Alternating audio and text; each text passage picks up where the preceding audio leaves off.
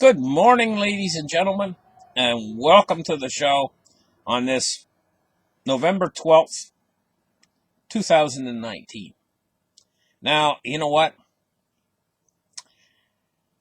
Weather patterns are changing somewhat. The world is experiencing a changing climate, and I got an article here I want to show you from Zero Hedge. Let's get started. Let's open up the charts right here. And what they are actually saying is that we are going to have a catastrophically cold winter. They say, here's what the mainstream won't tell you. Experts are warning that this is going to be absolutely freezingly frigid. Evidently, it's still a month away, but a lot of the country's feeling it right now. It says over the next several days, it'll literally feel like it's mid-January in much of the central and eastern portions of the United States. Many areas will be hit by temperatures that are 30 degrees below normal. I imagine they're talking about Fahrenheit, 30 degrees below Fahrenheit, below normal. Heavy snow is expected in some areas in the Midwest. It says, unfortunately, this bitter cold weather is coming at a very bad time for corn farmers. Now, you know, they got hit on the other side of this. This spring, their fields were underwater. Massive amount of fields were underwater. They couldn't get their crops in. Now they're going to get hit again. 52% of the corn in the middle of the country has been harvested, so about half of the corn is still sitting out there. These are extraordinarily low temperatures, could potentially be absolutely devastating. In essence, this cold threatens to put a exclamation point on the absolutely horrific year for U.S. farmers, according to the National Weather Service. Farmers are really having it hard, you know. An awful lot of them are going under. They're having to sell their farms, and food production could drop off drastically. The United States is a food basket. It produces food for the entire world. Now, on the other side of the ocean over there, you know, in the east, the pork industry is getting hit horribly hard. So, you know, these are our major food staples. We have a number of staples. We have corn, we have wheat, we have soybeans, we have different staples. You know, like pork, the eggs industry, beef industry, these are staples. Each time one of these staples gets taken down or knocked down, it means less food for the rest of the world. It'll mean soaring food prices. But at the same time, in some places, it could yield absolutely to shortages of food. So, I mean, you know, this is a very serious situation. Let's move on to the markets today and take a look at what's going on. We see the gold price at $16, silver. Silver price at $16.76. It's down 9 cents on the day. Now, here's what I want to say. Gold and silver's been oversold at this point, according to what I think. That's my opinion.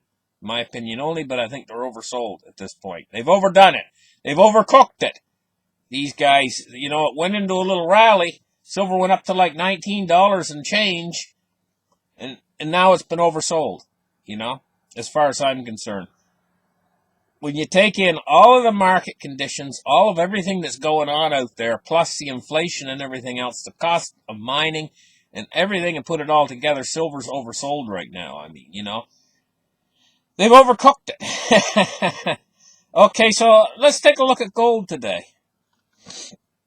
Gold is $14.51. You know, it's broken down below support. Support was in around $14.75, somewhere around in that area. $14.51 today, and I consider it to be oversold too. You know, it's down $3.50. I don't really think that silver and gold get into the oversold territory until today, when they're down again. You know. They're starting to get into oversold territory. Let's take a look now at cryptocurrency market capitals today. And what we're looking at is 238.5 billion, 66.1% Bitcoin dominance.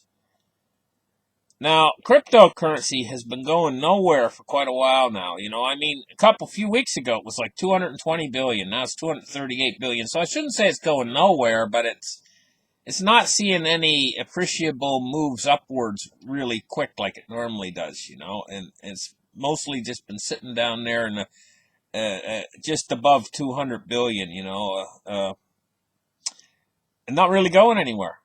But what we're looking at is a price for Bitcoin of 87.28 today.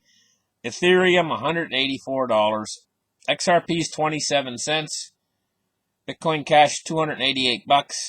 $60.77 for Litecoin. EOS is $3.43.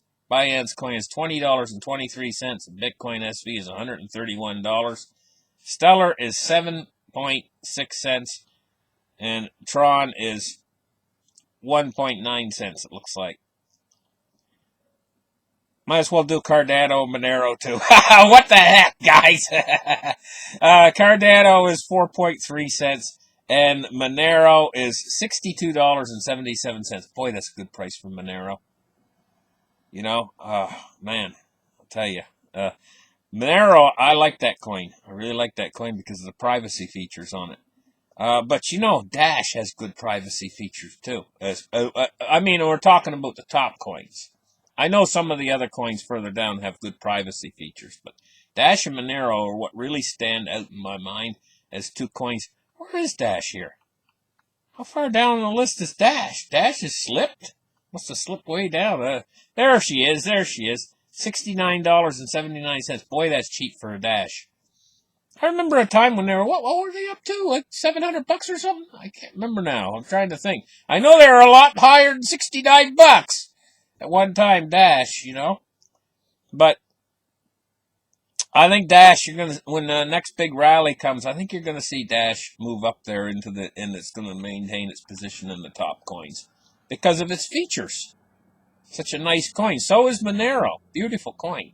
Anyway, let's move on. Take a look at the Dow today. Oh my goodness, this thing is popped up so high. I mean, talk about a bubble this thing is in. And they've just expanded the bubble even further. It's up 24 points on the day so far, the Dow. 27,716. Setting all new time highs, It's floating along its merry way up into infinity, and everybody thinks it can never come down. Well, the air can come out of it awful fast. That's the thing. In a matter of minutes, if it starts to really pop. Because it's so high, there's so much pressure on that balloon, and it's traded now with computer algorithms. And those computer algorithms can take this market down so fast, the computers that run it now.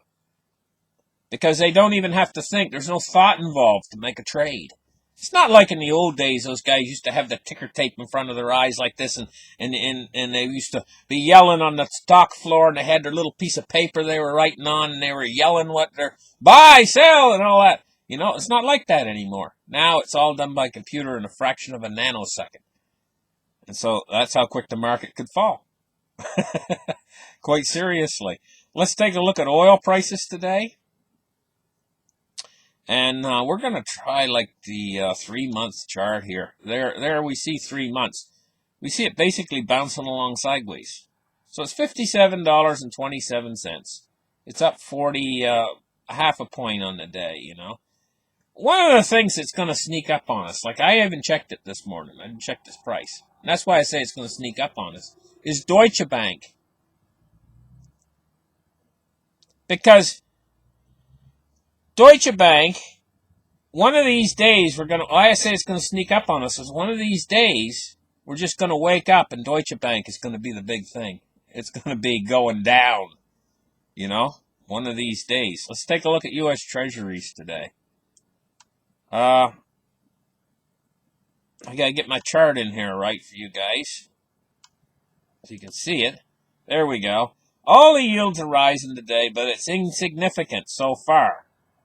Now, it could pick up later in the day.